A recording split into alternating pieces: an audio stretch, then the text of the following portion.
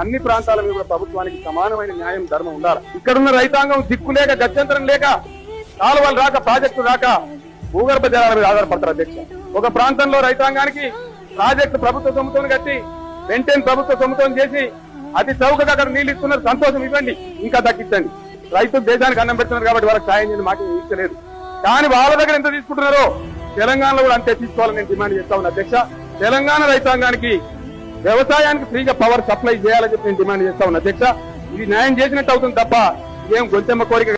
My demand is right demand. ఏ నాటికైనా సరే ఇదే ఓల్డ్ అప్పర్ కృష్ణా ప్రాజెక్టు నుంచి మహబూబ్ నగర్ కాలువలు రావాల్సిందే. తెలంగాణ ప్రజలు వాళ్ళ న్యాయమైన హక్కు సాధించుకొని తీరుతారు అధ్యక్ష.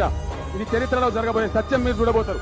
హరిహర బ్రహ్మాదులు అడ్డమచ్చిన, ఈ తాత జేజమ్మలు అడ్డమచ్చిన, మీ కండ్ల ముందే పాలమూరు ప్రాజెక్టు కట్టి ఇక్కడ లక్షల ఎకరాల సాగులోకి తీసుకొచ్చి చూపిస్తాం.